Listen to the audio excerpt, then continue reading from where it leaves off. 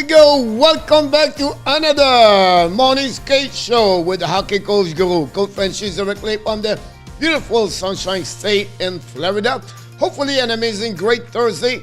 Happy Thankful Day for everybody. April 7, 2022. Today we have a special guest. We have a Demico, directly from the Hockey Montreal now, is going to join us in the next 10 minutes. So today is going to be really different about the show. So we're going to talk more about the NHL prospect. We're going to talk with Marco about everything what's coming for the Montreal Canadiens and of course the NHL Draft 2022 in Montreal July 7 and 8. So that's what it's all about the show today. If you have any question you want to ask about your team, about the prospect or the team, what's going on, of course we'll talk about the season 2022. You open up. The only thing we ask you is to put the letter Q in front of your question, and then we're going to put you in the list behind everybody, and we're going to reach every question we have one by one. That's going happening today. So hopefully an amazing, great day so far. We have welcomed a couple of people already in the chat, like Mr. The Scout, Mr. Alexis Dubic just joined us directly from Facebook.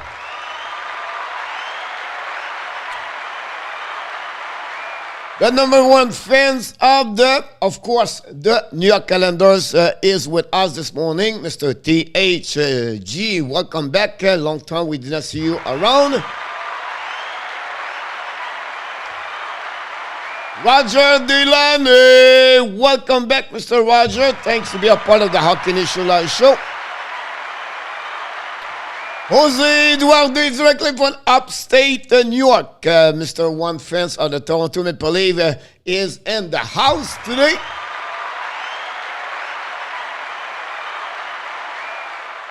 Of course, we have to open the door to Mr. Sean B., supporter of the Hockey Nation Live show. Thanks, Sean, to be with us. Of course, everything is well. Hopefully, the same for you and your family. Thanks to be a part of the show this morning, Sean.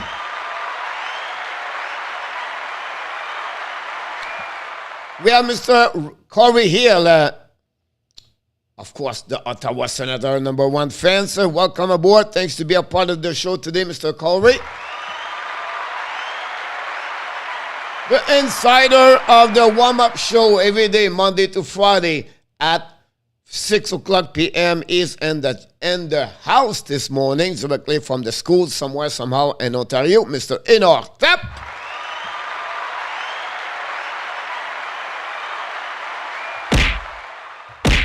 The moderator of the Hockey Nation Live show. We welcome back him directly from Orleans, Ontario, number one fan of the Toronto Maple Leafs. I'm talking about Mr. Danny Butterbean T.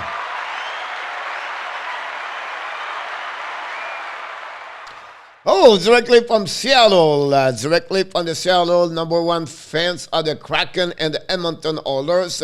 Big game for the Oilers tonight against the Los Angeles Kings. I'm talking about Mr. Stretzik in the house.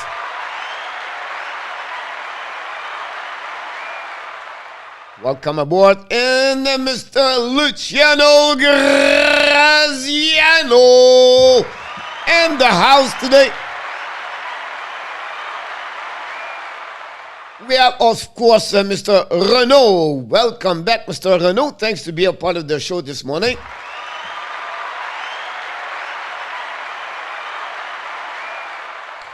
Marco is going to join us about 12:10 today, so the next 5 minutes. But you can ask your question already, and I will put them on the site, so that'll be great about that. That's not a problem. We can do that, Mr. Dargy. Johnny Golden, New Brunswick, number one fan of Montreal Canadiens. Welcome back, Mr. Johnny. Thanks to be a part of the show today. You are an amazing, great person. We love you, and thanks to be about the. But first of all, we have to say, what, Coach? He did it again! Sean B. Super Chat! Reverse! Sean B.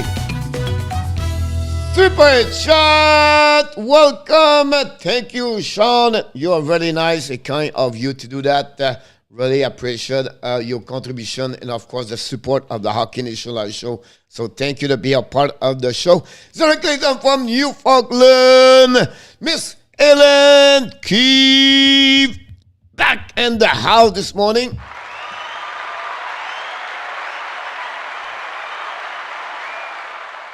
You're welcome. Thanks again, Sean and Bridget. Just by curiosity, Ellen, and again, I'm not smart enough, but are you 1 hour in front of me or 2 hours? I believe you are 1 hour, but I could be wrong. I think you are at 1 o'clock or 6 over there. I think it make me more sense right now to be 1 o'clock over there. And Joseph LANHAM, directly from everywhere, is big over there. Big game tonight, Mr. Joseph. Again, the Montreal Canadiens for the bottom of the bottom. But we love to watching our team, so I can't wait to see this game tonight. And welcome aboard. I know Joseph had a lot of injuries over there, what I heard, and with the Devils. But thanks, Joseph, to be with us.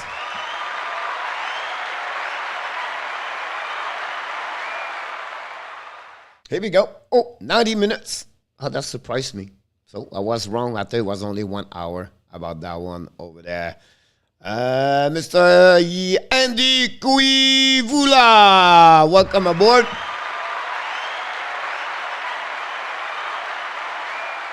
Thanks to be a part of the show. And like all the questions, guys, today I will try to bet my best to answer the most I can. But it's all about the draft. It's all about your team. So if you have a specific question, you can ask Marco. Let us know, and I will do my best to give you the chance to have the right answer about the right people. I just tried to catch up with Mr. GATORS-ROCK Team T in the house. #1 fans of the Florida Panthers. Alexandre Meilleur is in the house today. Thanks to be a part of the show. Yamo Vertanen, welcome back, Yamo.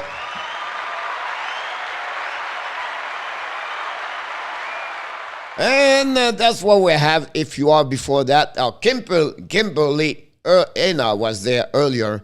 I saw her a little bit earlier. So welcome aboard, Kimberly, and thanks to be join us a little bit earlier. So I appreciate a lot. Don't forget, guys, to click on the likes. That'd be great. It's 1 o'clock p.m. here, everything like that. Renaud, will you offer restaurant contract to LMS? No. Would you offer? The problem with Renaud, until the Montreal, you can give me like 26 names of people like Letank and Malkin and Cranberry, everything like that. The problem, we don't know. Because right now, Montreal have no money. So, I don't know. And then secondly, I don't know what direction they're going to do. Are they rebuild? Are they retools? Are they sign up the people? I don't know exactly. So, honestly, I don't want to be, I have no clue what the Montreal, honestly, what they're going to do at the end of the day. So, it'll be interesting how they're going to do that. And again, like I mentioned, we'll see what they have in front of them the next couple of months. Who is going to be out and what kind of money they're going to get on the salary cap about that one over there. So that's what we are. I'm going to have Marco in the next 30 seconds. And like I said, you ask this question, those questions. Put the letter Q in front of your comments so I can follow up with all your questions, of course. And then we can go. And again, you can bring any question you have about anything. Marco knows he knows about everything's going on around the league for sure. So I can wait to see Marco with us. And talking about Marco, we're not to further ado to welcome Mr. Marco Demico in the house today. Mr. Marco. Hey, Coach, how you doing? Pretty good, you? I'm doing great. It's game day. Just getting ready for tonight's tilt between Montreal and New Jersey. I know. That's another game number 71 on the schedule. It's almost at the end of the end. Marco, first of all, thanks to join us, and thanks for your time to be a part of the Hockey Nation Live show. It's called the Morning Skate Show. So thanks to be with us. Yeah, it's a pleasure. Secondly, Marco, give us a little bit more your background. Last time I spoke with you was what, 2 years now? Yeah, it's been about a year. So yeah, same background. Basically, got into hockey, writing a blog called Scrimmage and Stats. And recently it's kind of evolved into a beat reporting gig for Montreal Hockey Now. So I get to cover the Canadians on a daily basis, go to the games. Not yet to the point where I can ask questions on a regular basis at press conferences, but we'll get there next year. Yeah. So what is the Montreal Hockey Now? What, like, what I know you just signed with them a couple of weeks ago. Like, honestly, I follow you a lot, so I know what's going on a little bit. But for the people, you become what, a guy in charge about writing for the Montreal Canadiens?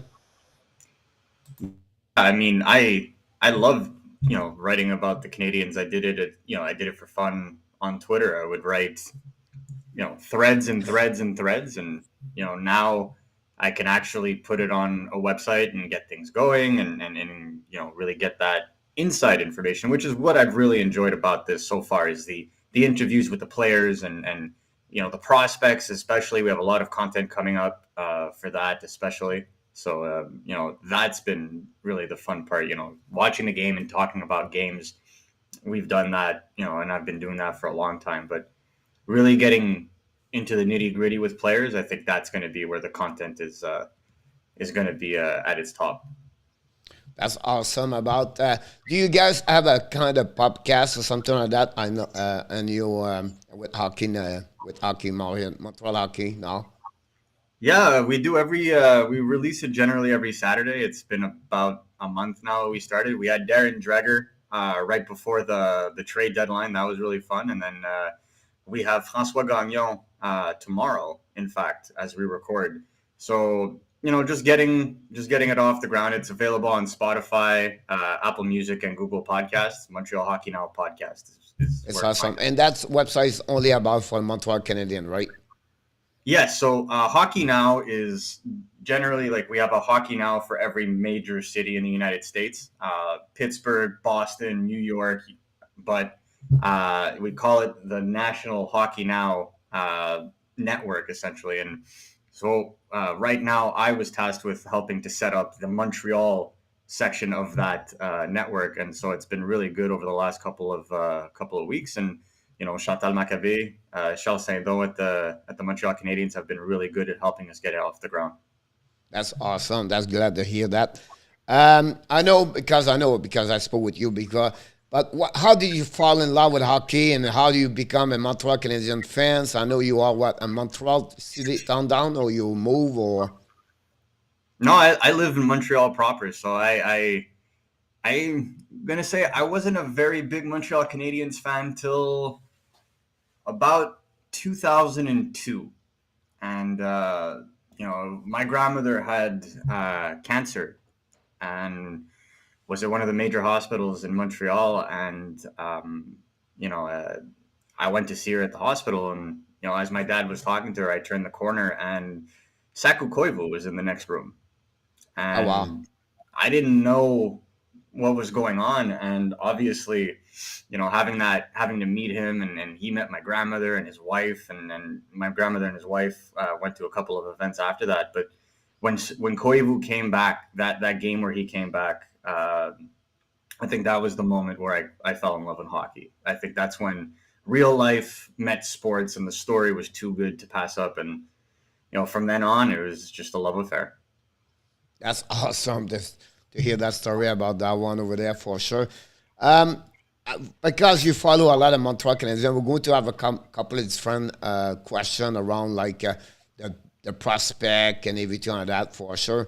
But before we start, I want to bring you here because this is for me, it's a hockey that people don't follow a lot, but I think it's really important for me. Is a Frozen Four start today in Boston. We have four teams, Michigan, of course, Denver, and Minnesota, and they are like great team. Couple of players from Montreal, at least one or two, all play right now, and they have other prospect possible to get draft, or they are already be draft. So, what you think? You thought about that last two semifinal before we get the final this weekend? Yeah, I mean, man, who can't put Michigan as a favorite? That team is an all-star team at this point. I mean, Owen Power, Kent Johnson, Matty Beniers, Maki Sameskovic. Like, there's a long list of players. Brendan Brisson, Baudelo, and the list just keeps going. Luke Hughes. It's an all-star team. So I think that they're ultimately going to win this, and then you'll see a lot of those players move on to the NHL next year. But I wouldn't count Denver out just yet. I think that the Denver has been effective this year at playing strong defensive hockey in the NCAA, and obviously being led by Bobby Brink, who is in line for the Hobie Baker Award this year in the NCAA for the MVP. It's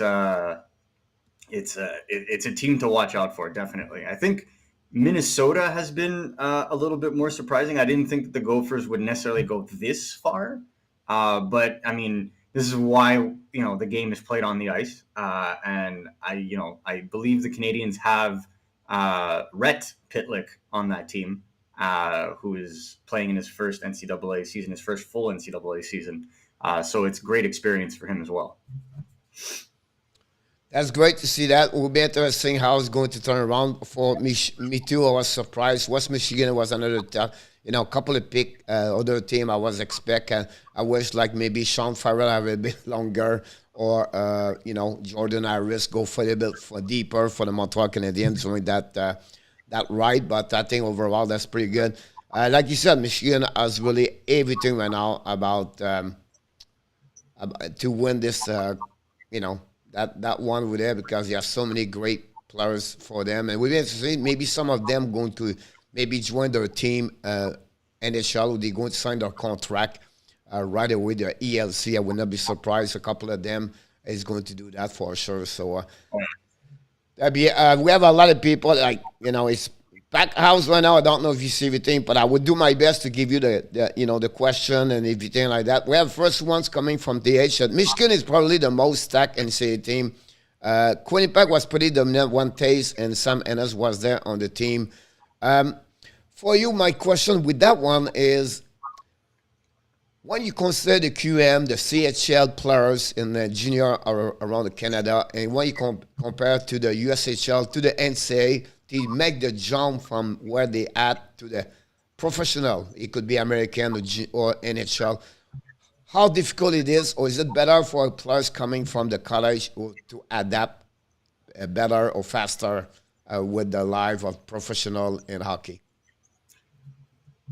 I think that's tough. I think it depends on the player, first and foremost. I don't, if we were to compare, say, the CHL to the NCAA, well, then I would say that the NCAA is perhaps a lower scoring league, but a more physical and defensive league, which better prepares them for the defensive systems that they're going to have to face at the NHL level.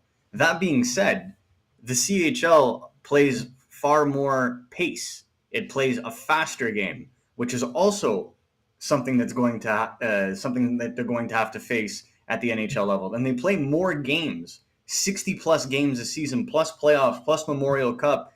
At the end of the day, that could wind up being almost 90 games. So it's a lot of hockey, and a lot of the NCAA players, the adjustment that they have to make is the amount of games they play in a season when they turn pro. So there's pros and cons with both. I think the style of play in the NCAA is more, it prepares you more, in my honest opinion, for the physical grind of the NHL.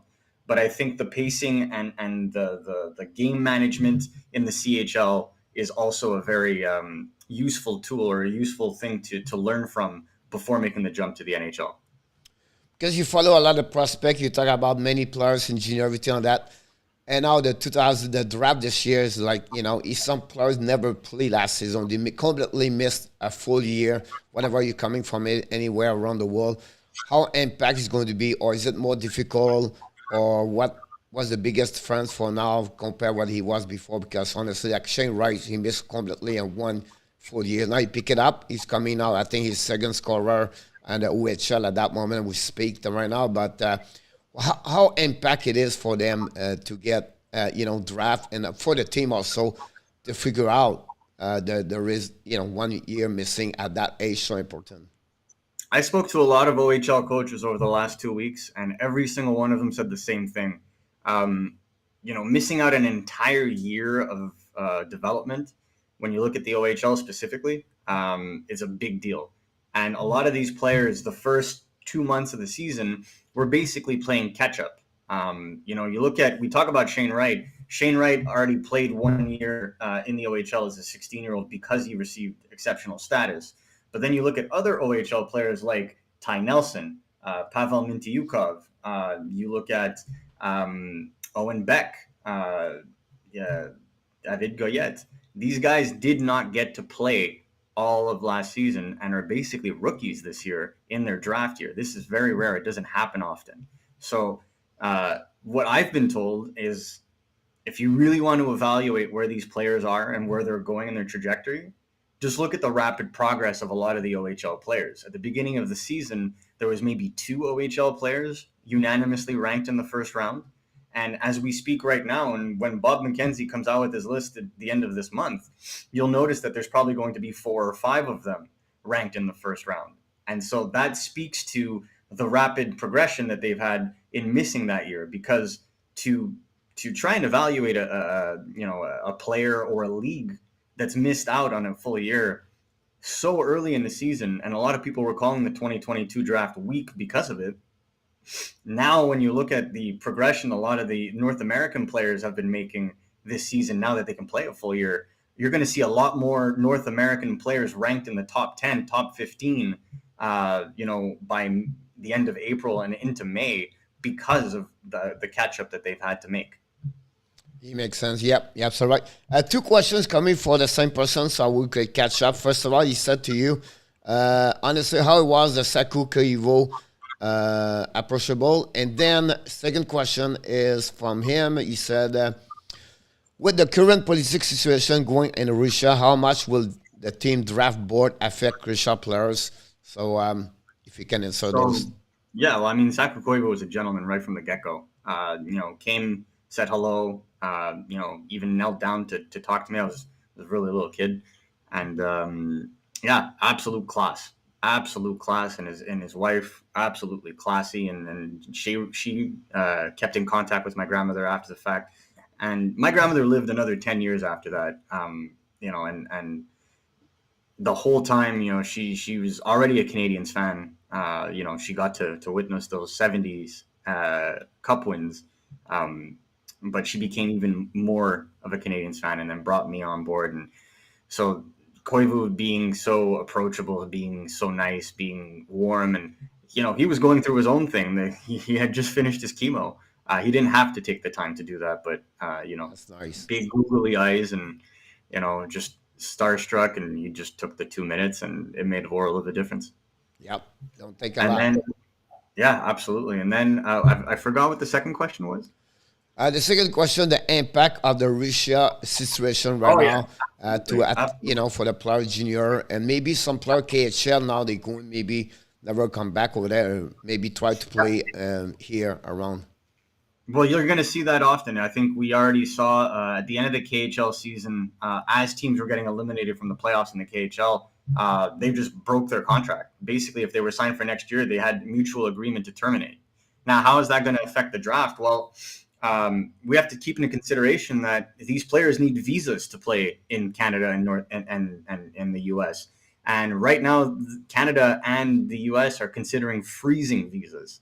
So that is definitely going to impact their standing in the draft. I think of guys like Danila Yurov, Paravolov, obviously Miroshnichenko was another one, but his unfortunate non-Hodgkin's diagnosis kind of takes him out of the draft discussion for this year. I think a team might take a chance in the second round with multiple second round picks. I think like Arizona, for example.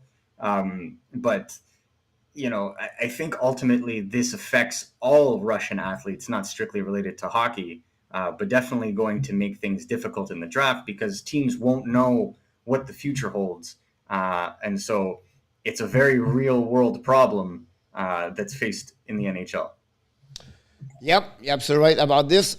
Two questions by two different people, but attach the same players. First of all, Joshua, future star.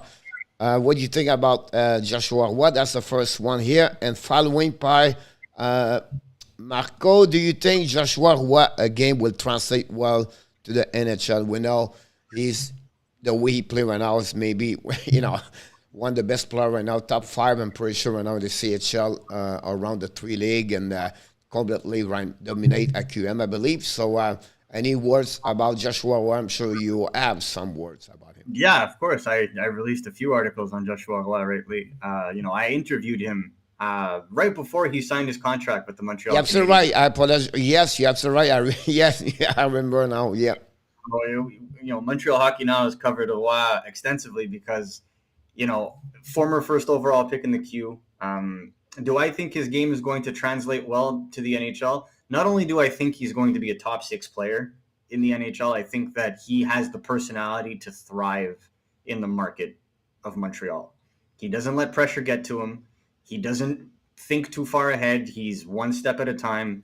And having had the ability to talk to him multiple times now, a very mature player, not a player that's going to get surprised or winded when he starts to make his dent in the pros, but definitely a player that understands his own limitations and knows how to work on them to get better. And we saw it over the last 12 months. He's dropped 20 pounds. He's become faster, much faster, and he thinks the game a whole lot better. I think if the Canadians are patient with him, I understand they signed him to a contract, but it's Montreal or Sherbrooke next year for him. He can't go to Laval. So if they send him back, which they should, to Sherbrooke next year, he will basically be the player in the QMJHL. Similarly to, for example, how Maverick Bourque and Xavier Bourgault are the players right now offensively in the QMJHL whenever they're healthy.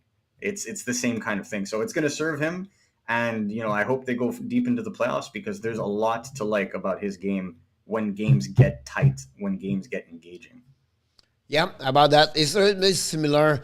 And I'll be conscious that question with you, like the Pat or Jan Mizak.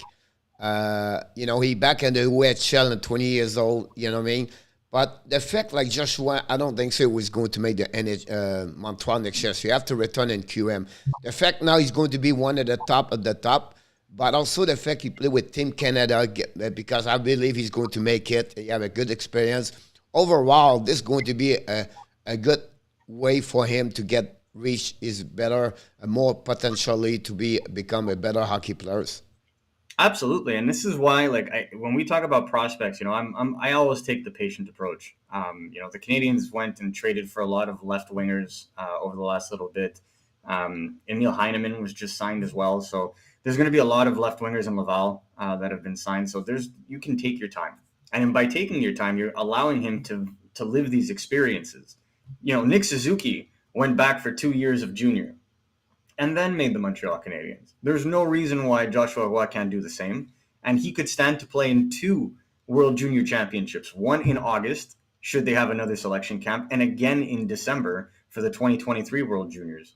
And then you factor in that if Sherbrooke next season is not a top team because they are losing some veterans like Xavier Parent, Joshua Roy will 110% be traded to a QMJHL contender and will go on a long playoff run again. So that experience is extremely valuable. And we saw it, what I just explained to you was word for word what happened to Nick Suzuki, and it served him well. He was the MVP of the playoffs, and he had all that momentum to make it in Montreal. And I believe that Joshua Roy should be afforded the same patience. Great compare because I really believe Nick Suzuki, when he got his confidence and the OHL finals, like he bring that team all the way to the end, and that's changed him to have that kind of confidence when he show up in the NHL. Right, you cannot ask a better for compared to Joshua's situation about that one over there. I like the fact to see August. No, many people forgot we have a World Junior in August, and that'll give them another year experience for him for sure. Center I said is another insider for us. He said, welcome, Marco. Can you give us some insight, any other and up and coming future abs who stand out being the more high players. But before we start, I want to mention this. I always said, be patient. I think one team like the Detroit Red Wings or the Tampa Bay Lightning develop their players properly because they push them, leave them one more, maybe 2 year more longer. And I'm telling you right now, look what's going on with Rasmussen for the Detroit Red Wings. Nobody talk about him, right? They talk about Zadina, Veleno, everything like that. But look what he's doing right now. Big guy, and he's doing well. Now he scored again yesterday, but sorry to cut you. No, you got to take your time. And I think that, in Montreal, the issue is the savior complex. You're looking for the next young player to save the team.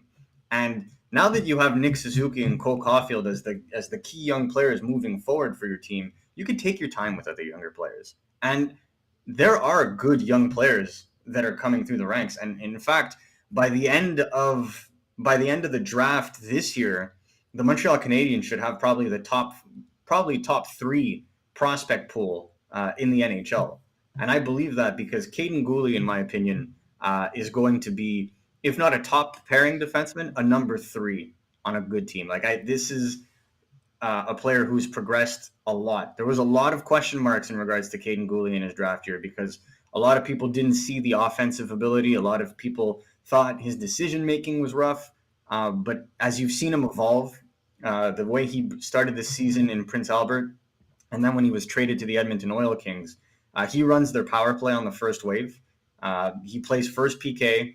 He's the most used defenseman. And, every time you hear about what he does on the ice, his offensive game, is definitely at the forefront because he's learned how to transition his defense and his good rush defense into generated offense. And if you learn how to do that and that clicks for you, that's a skill that you can take to the next level and be extremely effective.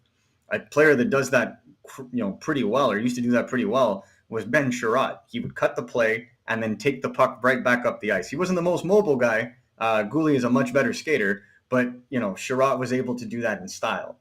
If you throw in the skills and the skating and the size of Goolie to play that similar role, he will be far more effective than Ben Sherratt, who was himself a serviceable top 4 defenseman. So that's just one. The other that I'd like to point out that I feel a lot of people aren't talking enough about is Riley Kidney.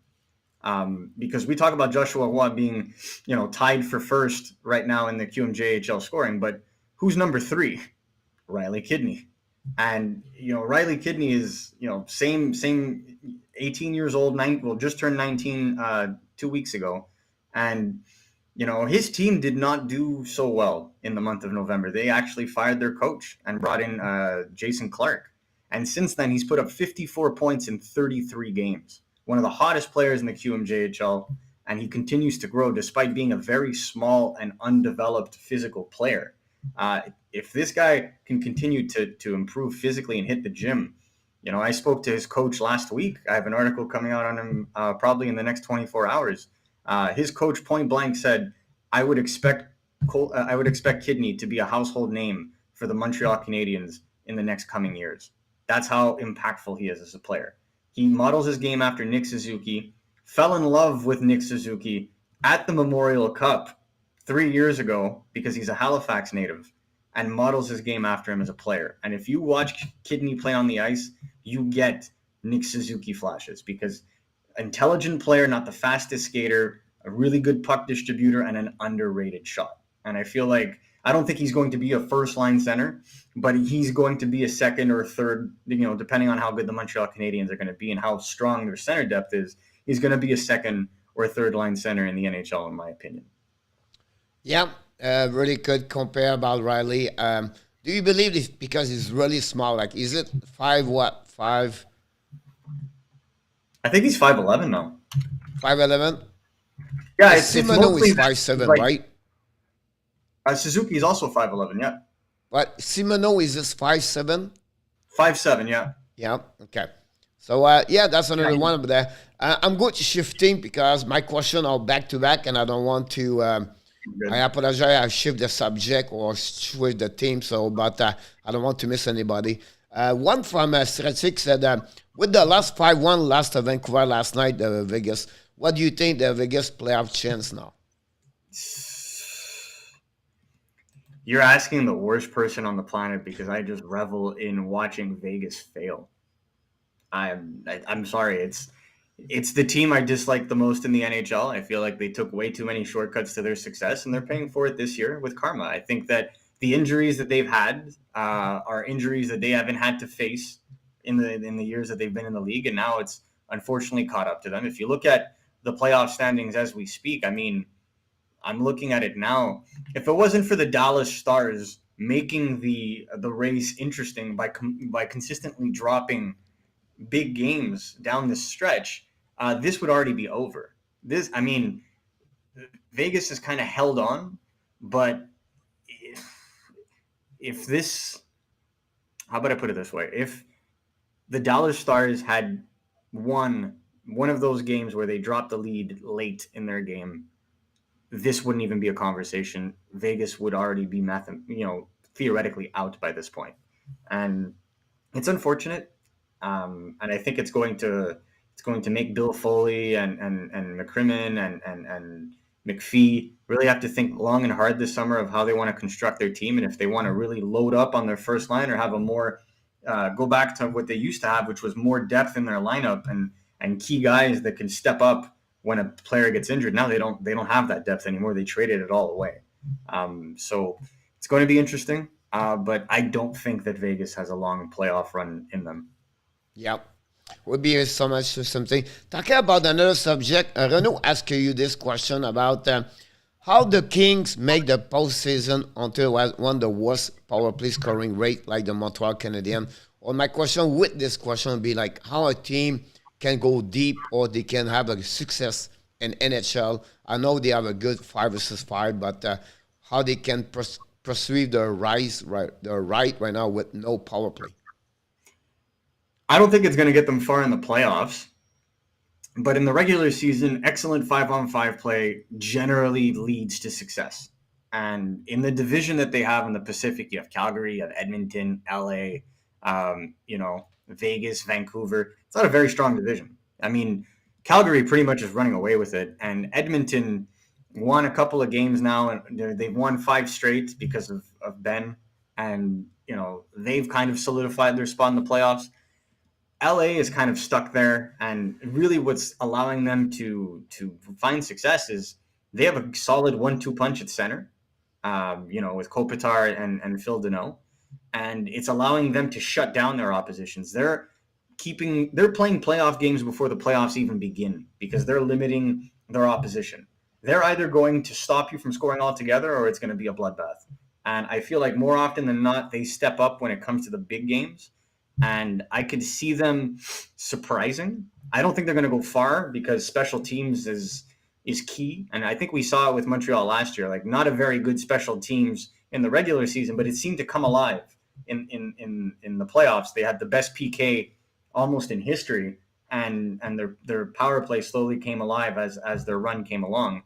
I don't think Los Angeles has that in them, but what they do have is exceptional team defense. Yep, I agree with you about that. Question now for Montreal Canadiens. We have a lot of... That's crazy. We have to fire Raphael right there. Here we go. Thought on the current defenseman prospect, Barron, Harris, Cooley, Nylander, Fairbrother, Jack Brooks, and many more. Yeah, well, so I've already spoken about Goolie. Basically, I think he'll be a good number 3. Fill a very crucial role for the Canadiens moving forward because very few players are made like him. Justin Barron, I interviewed his coach in Colorado, Greg Cronin, who runs the Colorado Eagles program in the AHL, and he told me, he's just got to play with a little bit more oomph to his game. He's got to be a little bit more involved, and that he'll be a top 4 defenseman in this league, no problem. And I think we're seeing it. Recently, obviously, we speak in bias because he just scored his first NHL goal, but you can clearly see that as he gets used to the pace, he's more implicated, he's more involved, he's more physical, and that gets him, flowing and, his feet moving, and he's getting pucks on net. I think Barron will be a top 4 right shot defenseman that Montreal hasn't developed. Basically the last defenseman that Montreal has properly developed is PK Subban. Yep. So I think that Romanov who's basically Montreal's #1 defenseman right now. You look at Barron. Jordan Harris is an interesting one because Jordan Harris can play on both sides. I see top four potential in Jordan Harris. Jim Madigan and Jerry Keefe at Northeastern University were very candid in saying that the Montreal Canadiens have a gem in Jordan Harris. He's a very intelligent player, so he adapts well to his environment. And this is a guy that went from playing prep school to being on the first pair of an NCAA team in 2 months. So just to tell you about how adaptable he is as a player, players that are able to click and really learn quickly, they tend to have very good starts to their NHL careers. Do I think he might see some time in the AHL? Maybe. Depends on what the Canadiens have in store for him. But I definitely think that he's got an NHL career ahead of him. And then obviously you can look at Shikaj, who's probably going to be joining the Laval Rocket next year, and he's going to join, a very deep defensive team with the way things are going. I like the way he plays, very physical. He's got some swagger to his game. So that's an interesting player that they're going to be able to work with. I'm not comfortable in saying he's a surefire NHLer, but I think that he's definitely got the tools to be, a third pair shutdown style defenseman. And then for a guy like Josh Brook, I think the injuries have just caught up to him, unfortunately. It's really unfortunate because he had all the potential in the world. I was talking to Moose Jaw coach yesterday at the junior team where he used to play, and he left such an impression over there. And unfortunately, just when you get to the pro level, sometimes you're unlucky. And in Josh Brook's case, he was very unlucky because he started right when the pandemic hit, and injuries and this and that, and especially for a mobile defenseman, when you have a major injury to your knee, it significantly affects your ability to play. You're absolutely right about that. I'll be honest with you, one thing I would say, I'm impressed by Jordan Harris. I watched him, 50 times the last 2 years, right? I thought it was like he's maybe having a more difficult time to adapt with the NHL speed, the pace, everything like that. I'm impressed by the way all his decision he make, and the only thing he said, he has smart IQ, vision players. That's maybe the reason why he maybe be hard to put him out of the lineup at some point, because I'm really impressed by him. Yeah, I mean, everything. Jim Madigan basically told me he's one of the smartest players I've ever seen on and off the ice. So that just goes to show you, this is a guy that wanted to go back to school and finish his degree. Absolutely finish his degree. That was a priority for him. So this is a smart kid that has his priorities in place. And I mean, a lot of people were afraid that he wasn't going to sign with the Montreal Canadiens. And, once Kent Hughes was named general manager, I basically was like, I would bet my house he's going to sign with Montreal. I put make a video here about him over there. Because I came from the USPHL and I follow a lot of everything on the East for the last 7 years. You tell me name, and the story about Harris is pretty neat because he came from the prep school. He played maybe only a few games in USHL. Yeah, absolutely. Then he jumped right away on the Northeastern after that, and the maturity he got as a captain, everything. I think you're absolutely right. Talking about Montreal Canadiens, let's talking about subject where it's very difficult about the goaltender. What does Habs goaltending prospect look like? Well, there's three outside of Caden Primo that we know about. And I know that a lot of people have soured over Caden Primo, but if you go and look at how he's played in Laval since being sent down, he's been You have a really good man right now in March. Yep, also. He was great in the month of March. He was really good last night, and or the other night, sorry. And I think I lost you. I lost you sound. You did? Yeah, but now I can hear you now. Now you have it back. Sorry about that. So I think that, he's been doing really well when left to play. I think Caden Primo's problem was that he wasn't playing in the NHL or AHL long enough to get a rhythm. He was constantly going back and forth because of the taxi squad over the last 2 years. Now leave him alone and let him play. But beyond Laval, if you look at, Ohio State goalie Jacob Dobbs, he was one of the best goalies in the NCAA this year, nominated for top goaltender awards. If the Canadiens are patient, he's trending in the same way that Caden Primo was, in the NCAA. So it's an interesting prospect to keep in mind. I don't think, again, with goalies, it's so hard to predict. if they're going to be number ones or not, because it's really it's a developmental crux. They could have all the talent in the world, but if it doesn't develop, it doesn't develop. I mean, look at Carter Hart right now in Philadelphia. All the talent in the world, one of the best junior goalies in recent memory, but mentally something's got to click. So yeah, I'm pretty high on Dubs. Another one to keep an eye on is Frederick Dichal, who's going to be playing in the Swedish Hockey League, the top league in Sweden next year. He's really impressed in the Hockey Allsvenskan, which is the second division in Sweden. He basically stole the number one spot and has been an absolute wall for them. So another player to keep in mind, the Canadiens must sign him before the end of next summer. So I think he'll be joining Laval as well.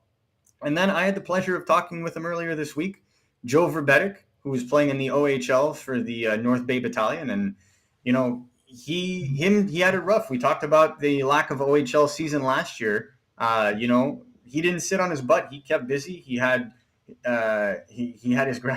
built synthetic ice at his house so that he could practice his lateral movements and get better. And this season, he's one of the top goalies in the OHL, and his team sits second overall in the standings in his conference. And his stats speak for themselves.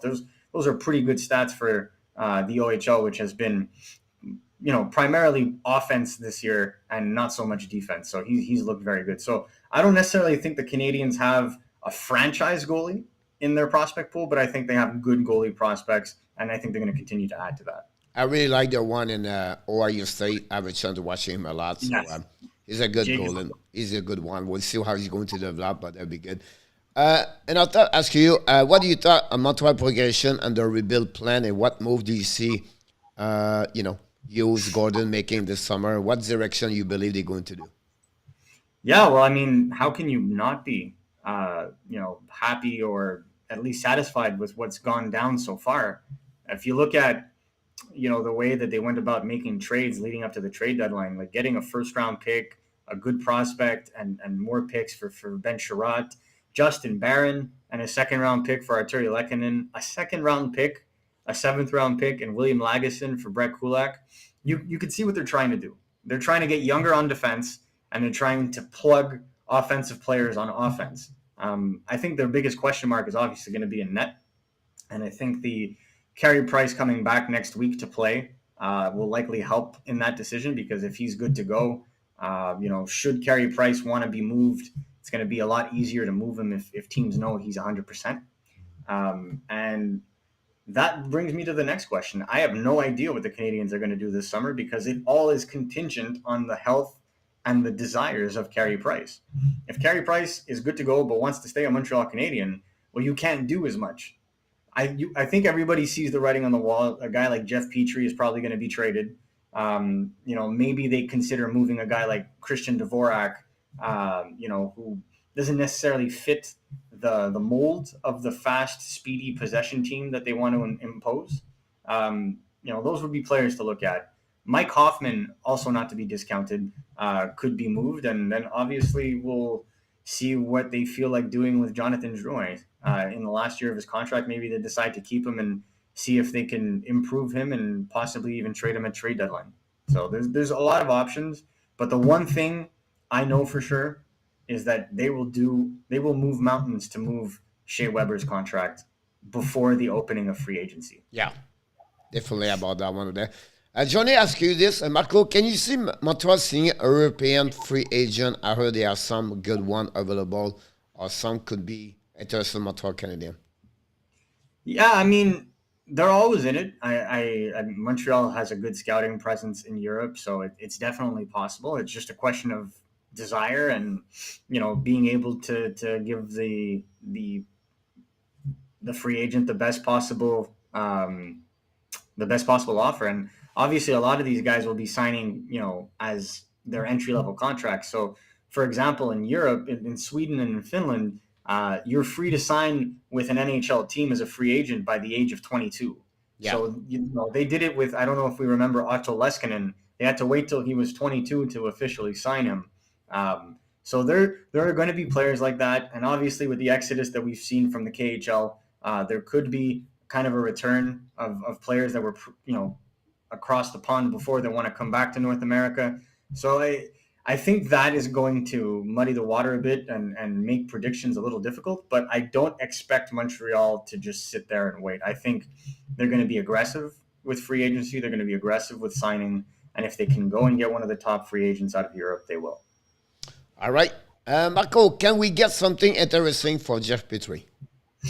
I think Jeff Petrie is worth much more than a lot of people give him credit for. And, a lot of people will be like, he had a really bad first half of the season.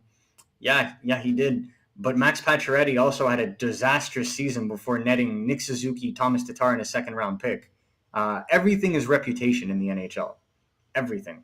And Jeff Petrie's reputation is not going to be stained with 4 years of excellent play because of a bad first 30 games of the season this year. Because if you look at his play under Martin St. Louis, well, he went right back to being a 40-point defenseman under Martin St. Louis. He was tracking, in fact, for 50 points under St. Louis. And so it really goes to show you that I think his problem was with Dominic Ducharme, and it's not because he was trending down as a player. Now, obviously, you look at his contract, you look at his age, those are the risk factors. And I think teams were interested. I can tell you for a fact that the Los Angeles Kings were interested. This is something that was confirmed to Montreal Hockey Now. And obviously, with the ties to Marc Bergevin, it makes a ton of sense. And they want someone to play behind Drew Doughty, and the Kings are going to go for it. You don't give a contract to a guy like Philip Deneau for his prime if you're not going to go for it, because Anze Kopitar is getting there in age, Drew Doughty's getting there. So if they want to maximize that core, they're going to need to load up. And I think a guy like Jeff Petrie would definitely help because they have the cap space. Teams are going to be more flexible than they were at trade deadline to acquire a contract like his. The Montreal Canadiens will be more flexible to take on a contract to make it work financially for both teams as well. And I think that that's what's going to get the deal done. Do I think that they'll get something like a first-round pick, a top prospect, and a roster player? Not necessarily. But do I think the Canadiens are going to have to pay another team to take Jeff Petrie? No. I think that there's going to be enough interest in a mobile 40-point right-shot defenseman that's 6'3", that you'll see teams get involved. Because other than John Klingberg, is there anybody available on the free agent market that's going to give you what Jeff Petrie does? No. I see. Let's jump in a bit. Toronto, Ottawa, Seattle. Let's start with Toronto. We have one here said, what is your opinion on Matthew Nice? How do you think he will do with Toronto Maple Leaf? I really liked him. I thought he was a first-round pick. I thought he was a first-round talent. And when I saw him, I was looking at the draft board, and at 40, he wasn't picked yet. And I was like, that ain't right. That's a steal now. And obviously, what does he do? He goes to the NCAA and plays a monster season. And, power to him. He plays this power forward style game and predicated with skill and adds a speed element. And, the Leafs have done very well at drafting, or at least getting value out of their second-round picks. You look at guys like Nick Robertson, Nees now, Topi Niemela in the third round, Ronnie Hirvonen, sorry, just want to say it right, as well. So they've done a good job at amassing these prospects with good upside. And I think, I don't think he's ready for Toronto now. I think a lot of Leafs fans are a little eager on that end, and I get it. I understand he plays a position, on the wings that they could use, and his style would fit well. But I think that an extra year for him in the NCAA would do him good, allow him to really just kind of, take his body to the next level so that he can play that power game at the NHL level. Kelly asked you about what do you think about Toronto passed the first round, but I would say at the same time, what do you think about Austin Matthews? What do you think when he was drafted a couple of years ago? Do you expect him to become where he is right now, maybe one of the top best 5 scorer maybe in the history in the shot? If he continues that way, many injuries, that, the way he played. And do you believe this year they have a chance to go through the first round? So I never thought that Austin Matthews was going to be scoring at a 70-point clip, in his career. I thought he was going to be a good 40, 45, maybe 50 goal scorer. But obviously, right from the get-go with his first game scoring 4 goals, I think expectations were kind of crumpled up and thrown out the window. So when you look at Austin Matthews today, he's a game changer. I think the question is, the Leafs as a team and their ability to play under pressure. And I think, if you ask me, will they make it past the first round? Well, I'll have to answer you, depends who they play. Because right now, if the season were to end today, they'd be playing Boston again. Do I think that they would be able to beat Boston? No. Do I think they'd be able to beat Tampa Bay the way that Tampa Bay is playing lately? Yes. And that is why Tampa Bay keeps sliding down the standings. They used to be first in the division, and they're now in the first wildcard spot because lately it's been inconsistent. And I watched them a lot, and they're not looking good right there. No, it's been very inconsistent. And, the Panthers as well, very inconsistent. They're an incredible team that can come back from 5-1 to win a game 7-6. But you can't play like that in the playoffs. And I feel like the top three teams in the Atlantic have been playing rope-a-dope hockey and just basically like trying to outscore their teammates without their opponents without necessarily worrying about the defensive game.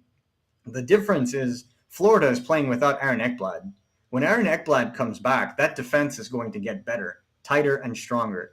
I don't think you can say that with Toronto. I understand that Jake Muzzin has been out, but I don't think he was back and they still got blown out by the Panthers.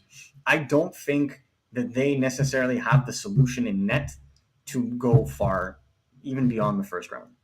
Yep, great comment about that one over there, and it's all about body language, right? You look right now, the face, the Tampa Bay right now around the coach, the players, they don't understand what's going on right now. They look at each other and say, what the heck's going on right now? And Florida, I live here, I'm telling you now, they're losing 9-0. They don't really care. They just press more and they just try to go all the way. And and the most important thing about this, they have fun. It's for them, It's like a beer league right now. Yeah, it looks like a beer league for them right now. About that, Ottawa Senator won maybe one of the top 5 or top 8 best prospect the next couple of years over there. We can go all the way with Tim and then Sanderson or rest of it like that. But one question is coming here about do you believe they will trade Matt Murray because they have Sogar now, Forsberg, Gustafsson, and do you believe Claude Giroux could be one they're targeting next season? Yeah, for sure. I think if the Ottawa Senators could trade Matt Murray, they would do it right now. That's just my opinion. I think that you've seen it this year. They've gotten acceptable and sometimes stellar goaltending from Forsberg. So he's at least better than Matt Murray is right now at like 1/5 the salary. So I think that they would look to move Matt Murray into jiffy if another team came calling. As for Claude Giroux, well, we know that Claude Giroux has done his homework on the Ottawa Senators. So do I think he's going to try and go back home to the Gatineau, Ottawa region and try to maybe end his career that way? Possible, very possible. And look, who wouldn't want to play? There's a good young team there, and I think that Brady Tkachuk is missing veterans to help him in the leadership department. And I think having a guy like Claude Giroux would be a good help, and especially to a young center like Shane Pinto or Josh Norris, who I believe could use that veteran presence on their wing. Norris is good. Can tell you that. Kraken fans said, what do you think about, you talked about Michigan earlier, but what do you think about Matty Bernier and what do you expect? And because they need help for sure over there. Yeah, that's kind of why the Seattle Kraken went and locked up Jared McCann as quickly as they did, because they need help at center. Do I think Matty Beniers is necessarily going to be a point-per-game player? No. I think he's going to fall within that 65 to 75-point category in his prime. Not because I think there's anything wrong with him, but just he doesn't necessarily play the dynamic offensive game. He's a great all-around player in the same way that Jonathan Toews was. And Jonathan Toews, when he started his career, was a 60, 70-point player, and that's totally fine. He just evolved into a point-per-game player, but that's what happens when your team is loaded and you have Marian Hossa, Patrick Kane, Boland, Bufflin, and et cetera, as they've had over the years, and now DeBrincat. It depends what the team looks like, and playing on an expansion team is going to be even more difficult. Look at Nick Suzuki right now. He's been a point-per-game player on the Montreal Canadiens, the last-place team, but it took him a while to get to that pace because the team was so terrible. He was basically trending at a 40-point pace for the first 50 games of the season. So environment is a big issue, and that affects your ability to project how a player is going to be offensively. I don't think Matabiniers can do it himself, but I think he'll be able to hold down a top 2 line by the end of next season. Your calendars, Atu 51, 52 overall pick last year for them. What kind of expectation you have with him? Brooke Nelson type, or he going to play to Bridgeport next season, or Finland junior team again? Any comments about this? Well, I think he'll be in Bridgeport. I think that if I know Lou, then I think they're going to take their time with him. He's not eligible for the World Junior Championships next season because he'll be 20. So it's definitely, if I know they signed him, so definitely going to be at Bridgeport, in my honest opinion. So, a good player. His draft stock fell incredibly low for reasons I still don't understand. Was he going to be a first overall pick? No, but he should have 100% been a first round pick. I had him pegged, I think, 20th overall in my draft rankings. Just a smart player that just needed to find his game and continue to get stronger. And, you look at him this year, he's at a point per game in the Liga in Finland. I mean, I'm sorry, that to me, he had no business dropping where they did, and the Islanders did a really good job at scooping him up. Again, we talked about knees before, and Ratti was another steal, and Logan Stankoven was another for Dallas. So, I think that he's a player you should be excited about because, the Islanders traded a first-round pick to go and kind of load up in the playoffs, but they got a first-round talent in Aatu Ratti. So I think he'll be, a good top 9 center, possibly top 6 if he's able to put it together. But at worst, I think he can be a very good third-line center. But it's going to be a patient game. And I think, the Islanders are going to do themselves justice in being a little patient. The way they were patient with Noah Dobson, Oliver Wahlstrom, even you look at the rest of the team that they've drafted over the last little bit, they haven't forced them into the league. Matt Barzal, they didn't take him right away and throw him in the NHL. They let him stew a little bit in the WHL. So I think it's important to take your time, and it'll pay dividends for them down the line. Awesome. QM players, what do you think about Dustin Luno? And also about 2 players like Noah Warren and Maverick Lamoureux? So I actually spoke to Tristan Luneau and Noah Warren last week. Tristan has been working hard. His offensive game has really started to take off in the second half of the season. I think he had like 23 points in 22 games. 17 points in 23 games for a defenseman is pretty good, especially considering that the Olympic in Gatineau don't score. They're not a very strong offensive team. They're a good defensive team.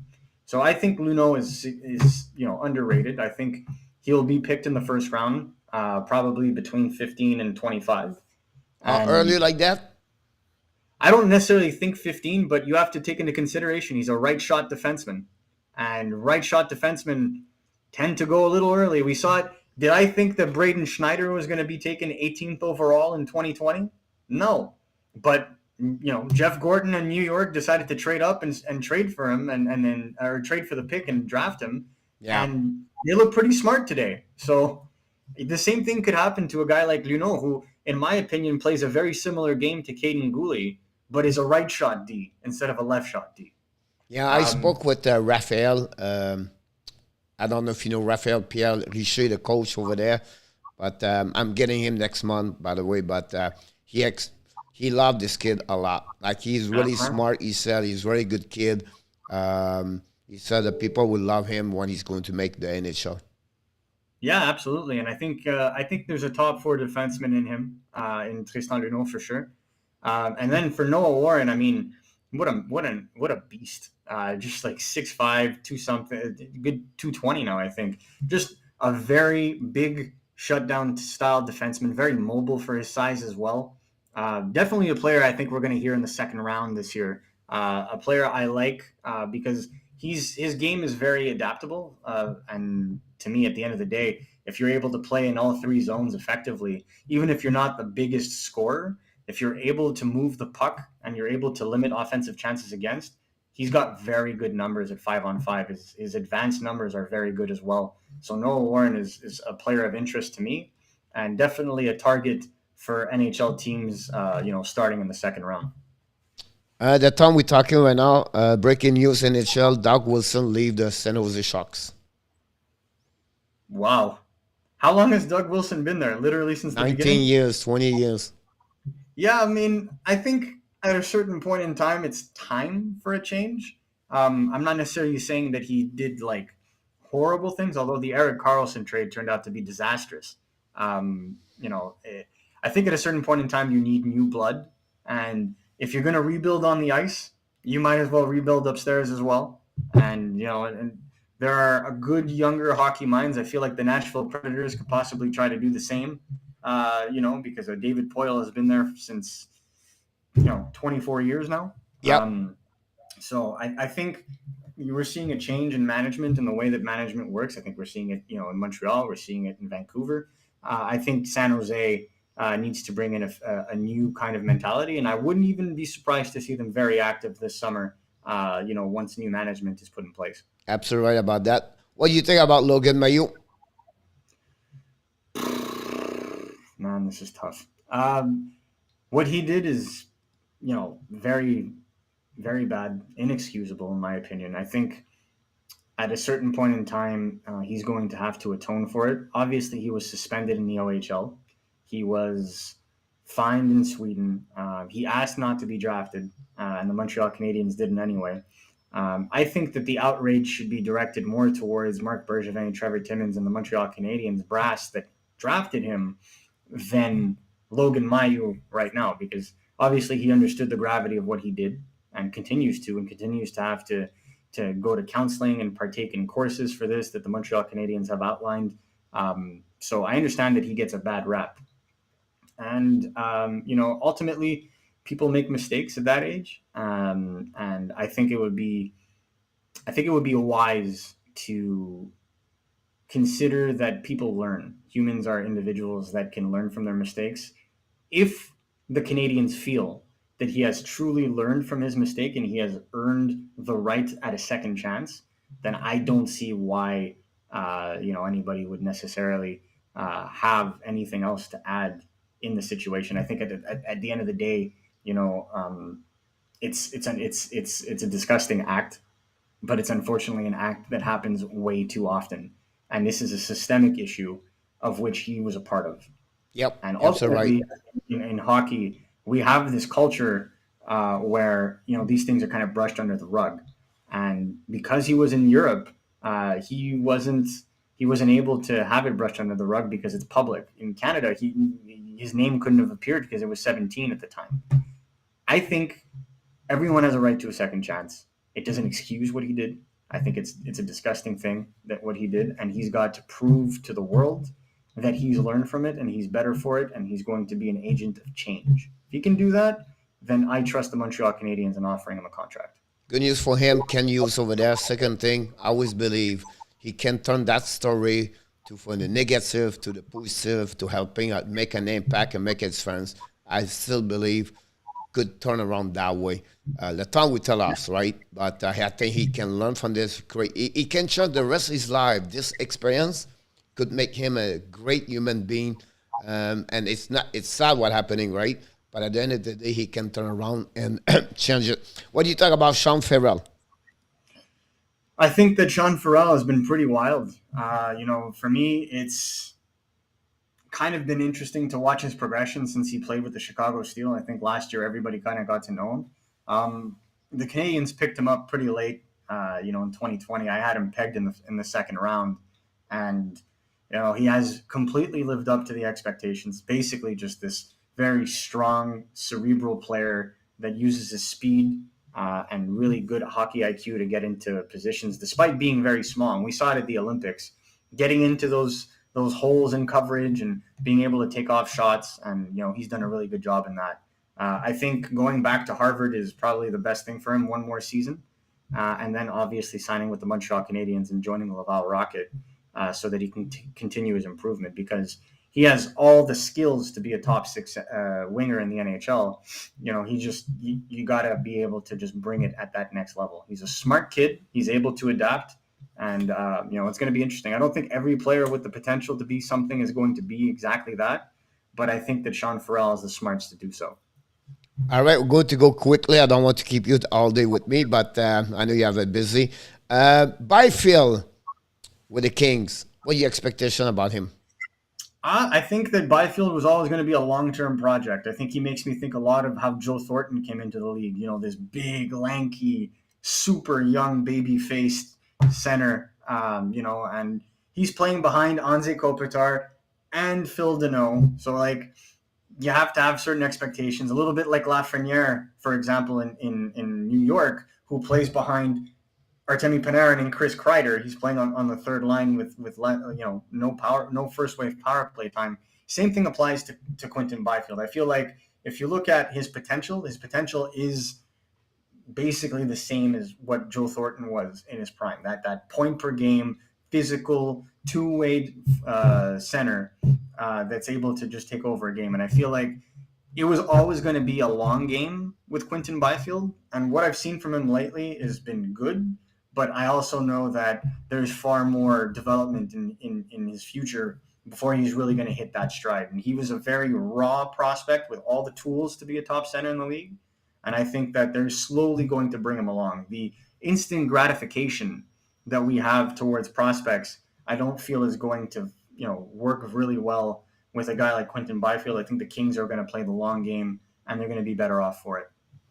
Sweet. One of the parents said that at what age do young hockey players start getting assists in Quebec, and by who? And I would say to you how they can get this if they play like some area where there are no AAA or something like that. I think that always depends on time and place. So generally what happens is you tend to have, these tournaments starting off in novice and midget. And in Quebec, you'll have regional tournaments. You'll have provincial tournaments. You'll even have the Canada Games sometimes in Quebec. And so at those tournaments, to kill birds with one stone, a lot of, QMJHL scouts will congregate to start looking at who, especially in novice, and then once they get to midget, who they're looking at, leading up to the QMJHL draft, because that's how they kind of start to understand, okay, well, this is what, this year is going to look like in the draft. So, there's this player, this player, this player, maybe I'll load up on picks. So that's the way that, you'll kind of see it. It's kind of a longer game than the way that the NHL does it. So the NHL will start to kind of look at players, 15, 16, 17, whereas the Q will start looking at players at the age of 12, even younger sometimes if they're elite. And so they follow them. And, usually you'll have a good word of mouth. If there's a player that's really kind of elevated himself, no matter where they play, circles talk and emails are sent, and coaches are in fact involved in trying to convince scouts to come watch those games. So it's not simply just, these QMJ scouts going to these games. It's the community and the coaches trying to get these players noticed so the scouts come and watch and then are eventually moved on to the QMJHL. Awesome. Before you leave, because I cannot leave you before we ask you those questions. Top 5 players NHL prospect 2022. If Montreal pick from 1 to 4, what your expectation about friend? Shane Wright, Savosky, Sabwa, Cooley, Kiki, and you can go with Nive, Nemec, and I know that because I follow them. But what do you think? Well, I think Shane Wright is number 1. I think anybody that has watched Shane Wright since January, I think it's an automatic. I think at this point he's been on another level, and he's been playing to the expectation that people were expecting of him at the beginning of the season. So number 1, automatic for me. Number 2, I think a lot of people are on the Slafkovsky train, and that's great. But I'm still a big Logan Cooley fan. I think that Logan Cooley plays a game that is dynamic. It reminds me a lot of Matt Barzal in the way that he plays, the way that he possesses the puck. Not necessarily as dynamic a skater as Matt Barzal, but he's an extremely good skater. Excellent hands, and really just a playmaking machine, a number one center in the making in the NHL. Number 3 is when things get interesting, because that's where I have Juraj Slafkovsky. I think number 3, he's done enough this season to show, he could really take his game and elevate it in pressure situations. In the Finnish league, he was kind of played sparingly at the beginning of the season. The points weren't coming. The moment he came back from the Olympics, he was played in a top 6 role and was a point per game player. And that to me is like the reverse Joakim Kemell. I don't know if you remember at the beginning of the season, Joakim Kemell had like 18 points in 12 games because he was being played 16 minutes a game in the Finnish league. And then he's had 5 points in his last 18. So just to show you how momentum changes everything, Slafkovsky has been on an upward trend since the Ivan Olinka tournament in September of 2021 all the way to right now, and he's not slowing down. So for me, he can go 3. And then it's the debate. It depends who picks at 4. If they need defensive help, I can understand them going for Simon Nemec. But if it were my heart speaking, it would be Matthew Savo at 4. I think that Matthew Savo plays a game that's very reminiscent of Braden Point. He's a shoot-first center that can also play right wing, a strong player for his size. Obviously, one of the best physical testing that was done at the Top Prospects game a couple of weeks ago. So this is a guy that when I spoke to him yesterday, very mature, very focused, knows what he needs to do to get things done. And for me, ultimately, at the end of the day, that he's a top line center winger. I think he's got first line potential. Wow, I could keep you all day, me, because one thing you do, you enjoy talk about hockey, and this is the second time we talk each other. I'm always impressed by the way you describe everything, and I follow you a lot on Twitter. And we follow a lot of play. I got Blind Podvin a couple of weeks ago, a month ago, everything like that. You guys, you're amazing. And I just want to say before you leave, first of all, how we appreciate, we are grateful and thankful to give you time, not only to us here, but I see you in many other locations, a place, everything like that, and the way you follow, the way you explain is really great to hear that. So, look, where you at right now, I know you took time, you take a lot of the learning process of what you well deserve what you are right now. I know this is just the beginning for you.